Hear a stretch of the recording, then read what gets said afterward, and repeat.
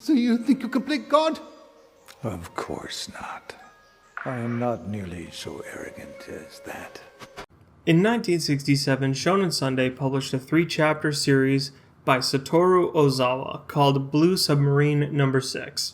A story about a rogue scientist flooding the world and creating animal-human hybrids, pitting the survival of humanity against these creations for ownership of what was left of Earth. And that's all there would be of the story for 30 years. Until 1998, when a certain studio would publish their first series. That studio going on to later publish Vandred, Fullmetal Panic, Hellsing, and Kitty Grade, amongst many, many more.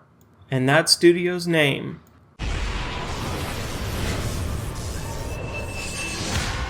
Gonzo.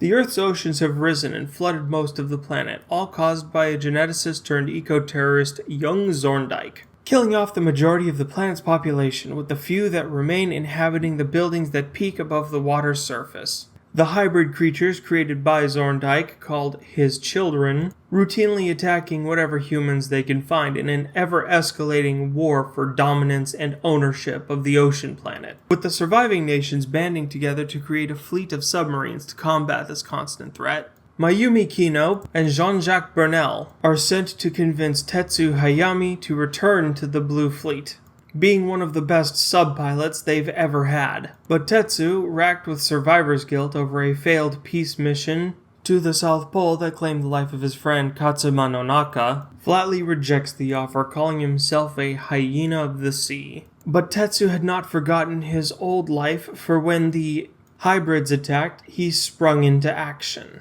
As the battle concluded, Tetsu comes face to face with who humanity had been fighting all this time. The crustacean-like mech opened and out plopped a ball of mucus. Peeling back under the sun, revealed the pilot of the mech to be some kind of human-fish hybrid that you might reasonably consider a nereid.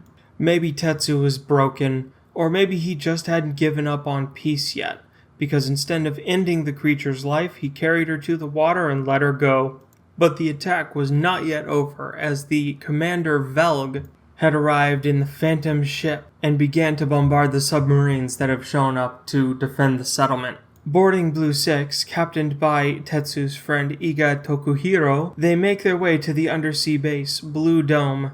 And there we learn that Zorndike has created a machine at the South Pole to create a poles shift. This would flood the remainder of the world and make it completely uninhabitable for humans. Their meeting interrupted by a transmission from Zorndike himself, dropping one of the hardest lines of a villain in any series. Velg and the Phantom ship show up to attack again, this time at Blue Dome. It's a scramble to save what subs they could before the dome itself was destroyed.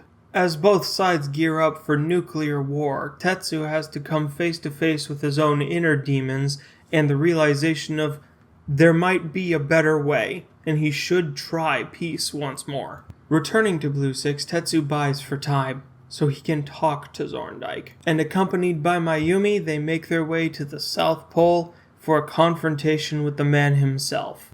That's when we learn that Zorndike needs the nuclear strike to cause the pole shift to happen. He had rigged the trap so that the nuclear blasts would trigger the pole shift. His motivations laid bare, and seemingly satisfied with his conversation with Tetsu, his life is ended, and the nuclear strike is prevented. Humanity has chosen peace and coexistence this time. The visual presentation itself has a kind of jank indicative of the turn of the century. The kind of old-school 2D animations you'd expect from Serial Experiments Lain, Spriggan, Armitage, Tenchi Muyo series of their time, combined with the early 3D CG that you would get from series like Beast Wars, Reboot, and Donkey Kong, though significantly more polished. It has a nostalgic charm to it, and at the same time it doesn't look completely out of place. And in the English dub, Michael Granberry voices Tetsu Hayami, Pamela Widener voicing Mayumi Kino, and Michael Way stealing the show anytime Zorndike shows up on screen. A great deal of care has been put into crafting this series, and it really shows, especially for a series that is only 4 episodes in length. The series ebbs and flows like the ocean, matching calm with storm. allowing for moments to relax and digest what just happened. And, like a good house guest, it doesn't overstay its welcome. The story tells you what it needs to tell you, and then when it's over, it's over. And even though it ends on a bit of an anticlimax, it's a appropriate bittersweet ending for a series of such magnitude. That was Blue Submarine number 6. I am the NBT. This has been the Noble Weeaboo. Your world. I do not accept this world. To it I shall always say no.